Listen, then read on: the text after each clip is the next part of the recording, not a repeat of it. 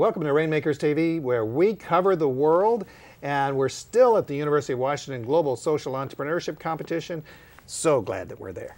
You know what, it has been an absolutely wonderful time because we've had an opportunity to actually interview these students and find out not only their 30-second or 2-minute elevator pitch, but to really get to see the products that they're representing. And again, the ingenuity, the intellectual mix with practical aspects of life, I'm just amazed and have always been amazed by it. I know we're going to be talking about some of the winners here, but to me, man, I was the winner because I got to hear it all. You know, it's so interesting because they not only cover health, they cover water sanitation, they cover food security, they cover so many different concepts. Goshe from India, 1 for 1 right now.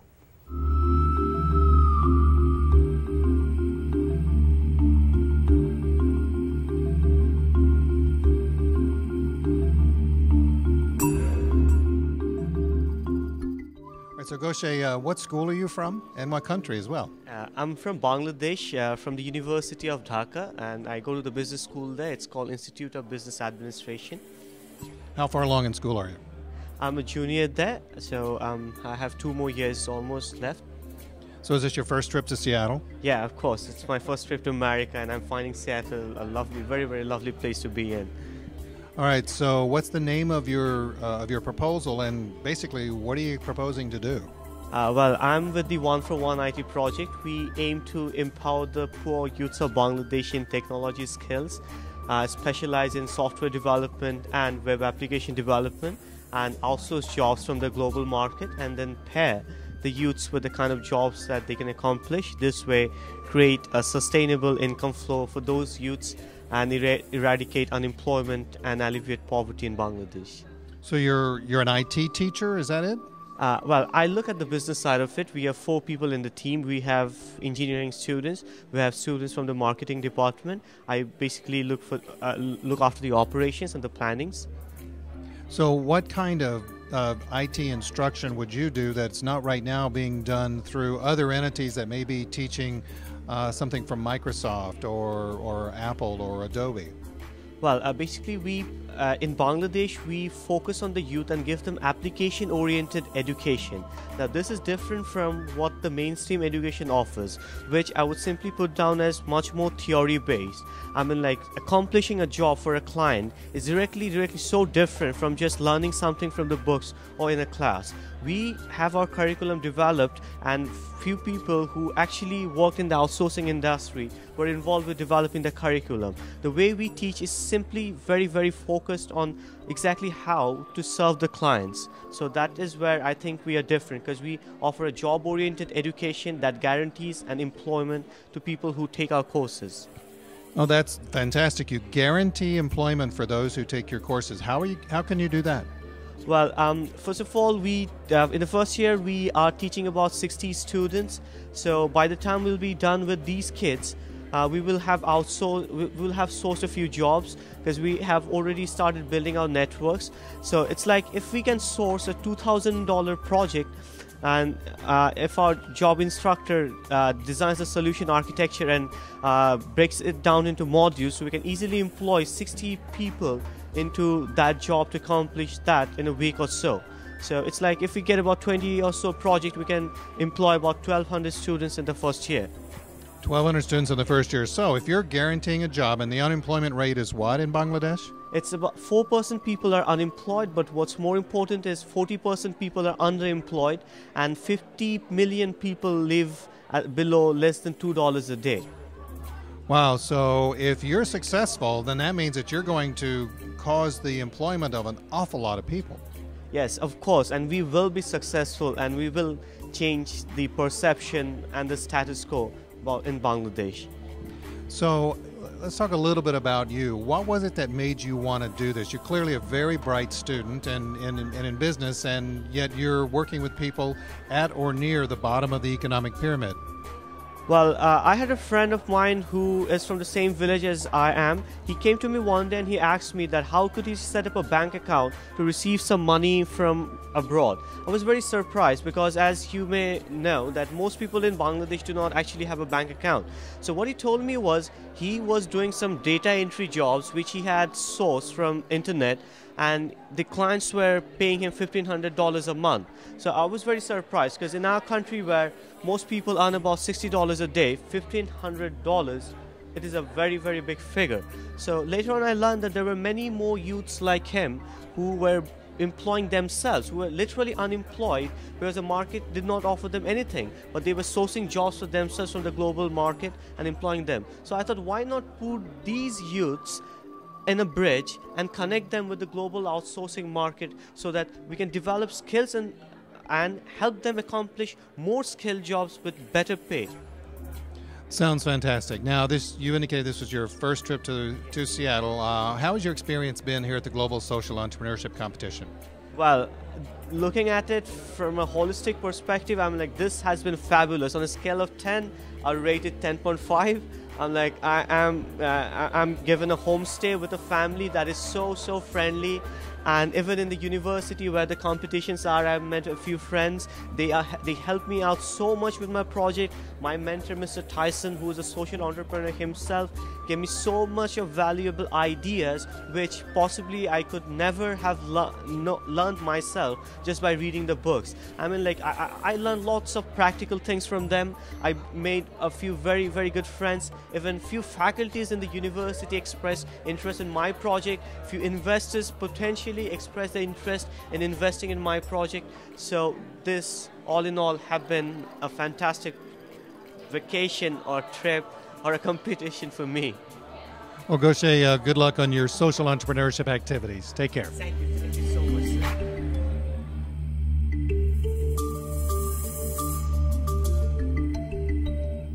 I'm sure it's great to get to participate, Gail, but sometimes they even win money. Well, it's interesting. There are a number of people that have come together. There's technology. There's a $1,500, a $12,500 first prize, which was won this year by Sanergy.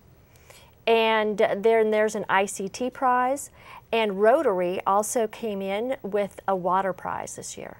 So there's all kinds of money that's given away, and again, these students, because they go around the world at some of these competitions, they may be able to collect a good bit of money and actually really get their businesses going. You know, it's more than the money though, Stan, because they're getting practice in selling their organization. They're getting some great contacts. So they're really building a huge network. And many of these people have connected with me since the competition on LinkedIn. Well, maybe you can connect with Natasha Miles of Lyft right now.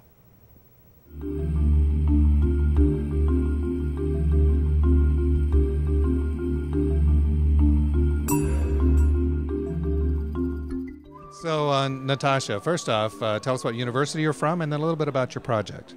I'm from Columbia University, the School of International and Public Affairs, and my project is a firm that invests in profitable businesses in Africa and then uses the profits earned to fund education programs for the working poor.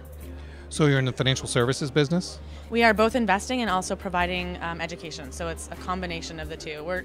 We call it building sustainable economies. So why Africa, and what experience do you or your team have in Africa? So my interest has always been Africa. I'm studying that at SEPA, but I've also, this past summer, spent 3 months in Ethiopia. And this last month, for the whole month of January, I was in both Rwanda and Ethiopia. And so we're launching in Ethiopia, which is where I have the key experience that is needed. And that's kind of where the whole Africa focus has come from. So what was it that made you indicated that your interest was always in Africa. What was it that made you say, hey, I'm ready to go for this, I'm ready to create a business and make it work in Africa? Well, I really think that the way to alleviate poverty is to build economies. And I think we have to do it with local businesses on the ground. We need to help them grow. We need to create jobs. And that's the only way that we're really going to fight poverty. And so when you really look at the world, Africa is the furthest behind on this. You know, Asia is doing pretty well. India's doing well. South America's doing well. They're on that path, but I think Africa still needs to get on the path. So for me, where my interest is really helping, get macroeconomic growth going, Africa, both I'm interested in it personally, and it makes the most sense to focus there. Did you find that there were cultural difficulties to women creating businesses in Africa? So my experience is mostly in Ethiopia, and actually in Ethiopia you don't have that issue. It's Orthodox Christian predominantly, and it's really interesting. Women wear the latest fashions and they have the same jobs as men. Rural and urban Ethiopia are very different. I'm mostly working in urban Ethiopia, and so the gender issues are much less significant. If you go to rural Ethiopia, it's not the same situation, and the majority of the country is rural. But again, I'm really focusing on urban, and in the urban context, the gender issues are less significant, and you don't see the same issues you might see in a lot of North African countries, for example. So you talked about investing in businesses and creating businesses basically in Africa.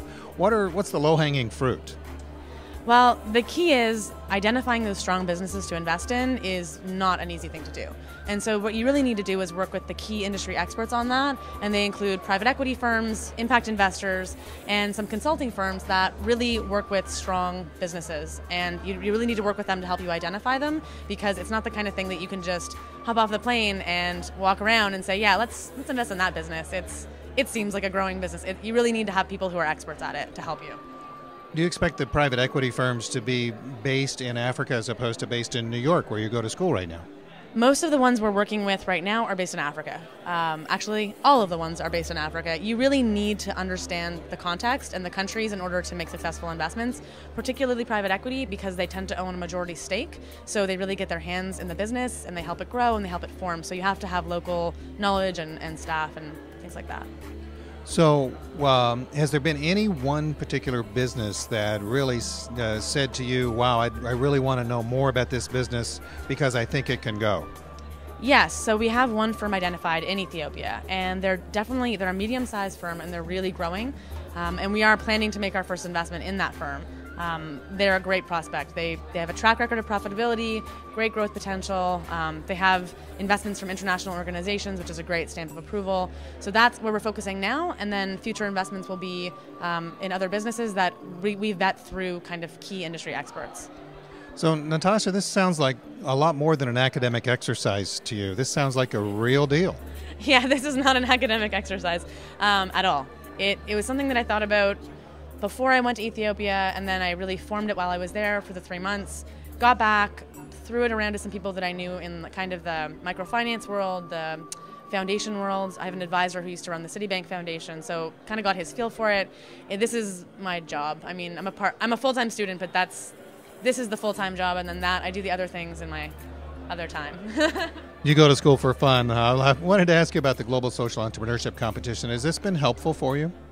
Yes, for sure. There have been so many networking opportunities that, I mean, just from that alone, I have gotten so much out of the competition. I keep meeting people who, particularly when they hear my pitch, they think they might be interested or they know someone who's interested, and those are, I think, going to be the really key connections. And then there's also the possibility of winning funds, which is fantastic, and we'll hear about it in about, 3 hours. Natasha, all good businesses have an exit strategy. What's yours? So these investments that we're making, we want them to be long-term, because the profits that we earn on them, they fund education programs. And we'd like to see as many people go through these education programs as possible, because it benefits, poor people in these countries. So the investments themselves are long-term. I would like to grow this social enterprise to have hundreds of $1 million invested. And so I'm not seeing an exit strategy right now. I would love it if we didn't need this kind of a service, but we're not there yet in the world. Thank you very much. Thank you.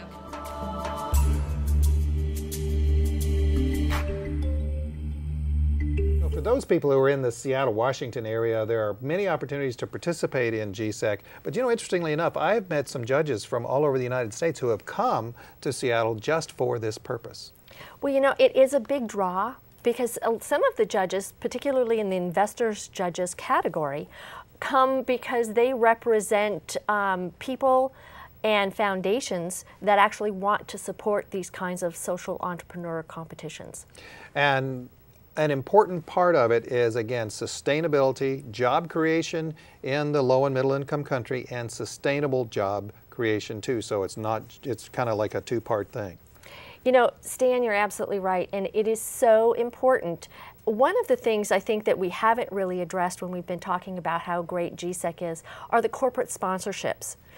Because the Foster School of Business does this, and of course we all know that the state university systems, they're tight on money. So the more corporate sponsorship they get, the better the awards are, the better the social enterprise is brought into the world. So it really does depend on those collaborations. Again, part of what Rainmakers is all about.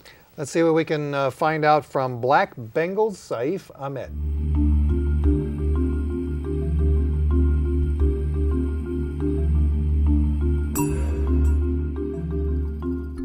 Tell us first off a little bit about you, as to what university you're from, and then a little bit about your proposal. I come from Bangladesh. I studied at my BBA degree from the University of Dhaka, the Institute of Business Administration.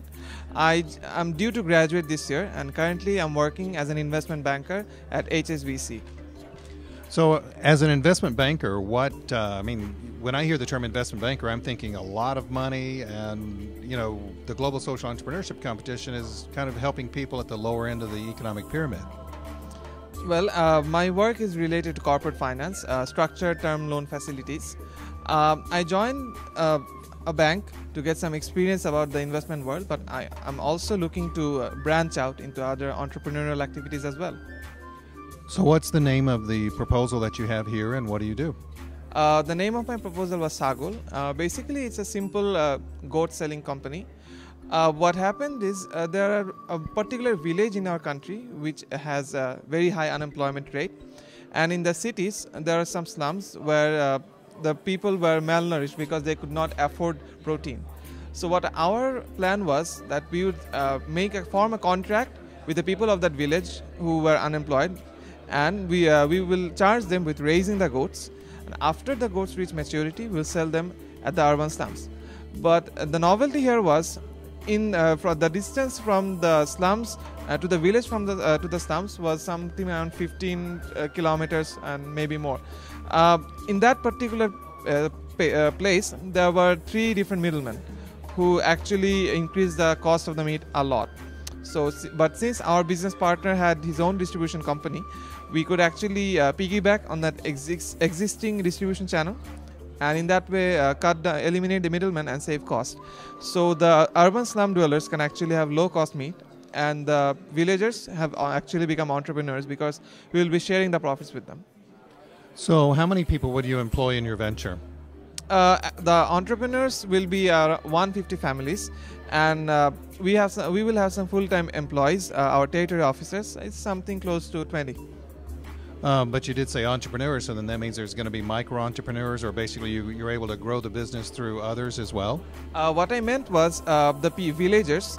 These people will be are not our full-time employees. They are individual contractors. We will give them the goats for raising, and they will actually pitch in some capital just for security, because although we trust these people because they come from the home district of one of our business partners, but speaking from a pragmatic perspective, we also want them to have some security as well.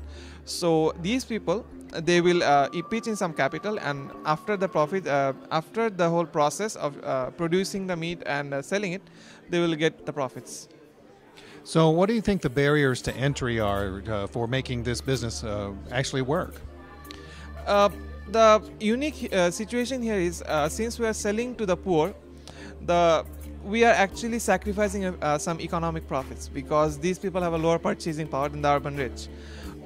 But the fun here is actually this completely niche market which no one's targeting, because not too many investors are in for the social cause. So, but what we are losing in terms of markup, we can actually make up in terms of volume. And this is when we go to a financial institution for a loan, this might be one barrier that they will say you're not maximizing your profit. So yeah, I'd say from where I stand, this seems to be a barrier to me. At the same point in time, though, goats are plentiful and they reproduce themselves, right? Yep. It's by no coincidence that we chose goats. Goats actually are very useful animal, plentiful in the particular targeted region, and the protein content and the vitamin B12 is something that they have in more compared to other sources of common sources of protein like chicken, beef, or lentils. So, and also goat is you can actually use all the parts of the goat for selling. And like you pointed out, that the reproduction cycle is very high. So you can actually have a mature goat within 8 months. So tell us about your experience here at the Global Social Entrepreneurship Competition. Are you glad you came? Oh, absolutely. I mean, I came from 10,000 miles away. It took me 36 hours to get here, and it was not an easy flight. But I would say this gave me an exposure that I wouldn't have been able to get if I were at home. And I got to meet real entrepreneurs, people who have actually come up with ideas and implemented them. And their experience augmented my knowledge. And I would say that if I didn't come here, I would be missing out on something that has enriched my life a lot. And I actually want to thank the organizers of GSEC. They have been extremely, I would say, amazing. And also the host family that I'm staying with is the Dawsons, an extremely nice family. And I guess if more people like them are in America, it must be a great place to live. Well, thank you very much, and good luck to you.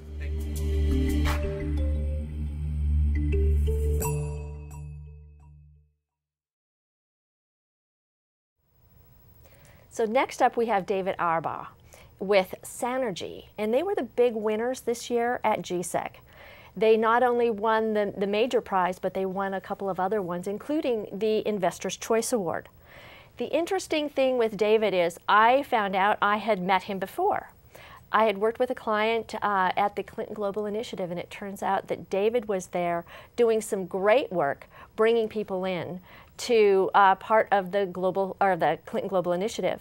From that point on, he decided that he wanted to really get into this global social entrepreneur idea, and he went back to MIT. And from there, he decided that the Sanergy and the team that he built was really going to make a big difference in the world.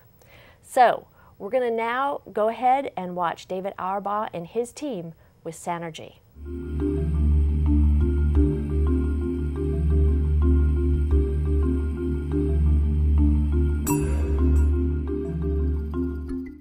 So David, tell us what university you're from and then what's your project.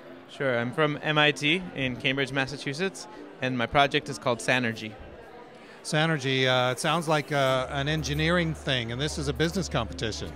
Well, what we're doing is addressing the fact that in Kenya's slums, 8 million people lack adequate access to adequate sanitation. So who came up with this idea on your team? Is it your idea, and what exactly are you going to do? Sure. My partner, Ani, and myself came up with this idea. Ani is from India, and he spent time working in the Philippines, and I lived in China for a couple of years. And there we were faced on a pretty daily basis the challenges around sanitation. And so what we're actually doing is we're building low-cost sanitation facilities in the slums of Nairobi. We're franchising them out to local entrepreneurs who can operate them as profitable businesses. And then we collect the waste every day, and we convert that into biogas, which you can sell as electricity, and then you can sell as fertilizer. So this sounds like something more than a pay toilet. It is something much more than a pay toilet. We're taking a whole systems-based approach.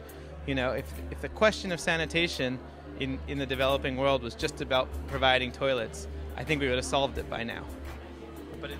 But rather, it actually requires a real systems-based thinking so that every person involved has an incentive to use the toilet and to operate it and keep it clean and then collect the waste too. Okay, so a part of it you described is micro-entrepreneurship, so where someone else is essentially providing part of the system. What is it that they will do, the micro-entrepreneur will do, and then how are they going to be incentivized to be able to get involved? Sure. I mean, this is a business in a box for a micro-entrepreneur, right? You provide a high-quality sanitation experience, attracting as many as 75 to 100 people every day to the toilet. And, the current situation in the slums is that people resort to open defecation, flying toilets, which involves going to the bathroom in a plastic bag and then chucking it into somewhere public, or it's pit latrines where it just drains into the waterways, polluting the system. So what we do is so the micro entrepreneur is able to operate this by providing people a unique experience at the same price that they're always paying for anyway. And then they are able to actually create a profitable business through this, and so they have every incentive to keep it clean and keep it operational. Okay, so you're from MIT. Some of the smartest people on the planet go to MIT, but I've not heard the smartest people on the planet becoming involved in a sanitation system at or near the bottom of the pyramid. Why you? Why do this? Sure. I mean, in fact, MIT has a fantastic program called the D-Lab, which actually won the MacArthur Genius Award a couple years ago. And MIT is a great place where people take, engineers and researchers can take great ideas and scale them to solve some of society's greatest problems. You hear about it all, in our everyday life, things like Bose, like the music, the stereo system. But this is happening on every different level. Things like sanitation aren't sexy, and so sometimes you just don't hear that much about it. Yeah. Now every business has barriers to entry. Every business that starts up has startup issues. What are yours? Sure. I mean, our biggest issue is making sure that people use these toilets, and through a very active marketing campaign and through working with the communities for them to understand that they need to change their communities for themselves, that is how we are going to succeed. Right, so you also talked about energy conversion and using some of the waste products of the waste in energy. Tell us about how that works. Sure. I mean, this is a process that already exists, and basically we take the waste and put it in an anaerobic digester, and 25 to 30 days later you start producing methane gas. And that methane gas you can then convert through a variety of processes into electricity or into fertilizer. In Germany already there is a 5 megawatt power plant, and so we're just looking to replicate technology that already exists. Is your project affordable for Kenya? Yes, exactly. I mean, the one thing that we had in mind was how do we make this to be a hygienic, affordable, and accessible solution. To build each toilet, it costs about $200, which is far cheaper than any of the other options out there. And that's because we use local materials, local labor, and have thought exactly like what are the needs for the poor. Okay, the Global Social Entrepreneurship Competition here in Seattle, has this been good for you? Has it been helpful? Yeah, it's been fantastic, and there's lots of business plan competitions, but few offer the same kind of mentorship that we've received. The mentorship started about 2 months ago, where we had two staff from Path, and they took our business plan and they really sort of screwed us on it. There's no nice way to put it, but it's helped us tremendously think through the problems that we have and how we can actually present our business as a true business rather than just a simple like a charitable initiative. David, thank you very much. Thank you.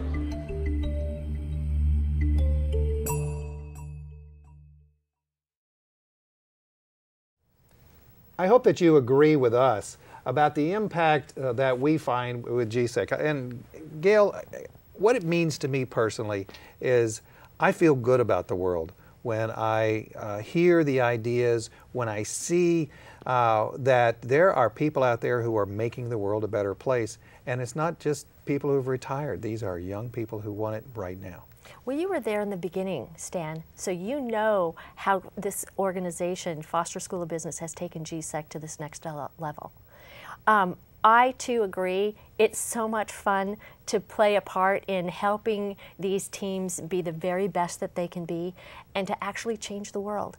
They've got great ideas and they have a lot of energy. What they just need is guidance from experienced business people, maybe not necessarily in having it being done the way that I think it should be done, but that helping them think it through.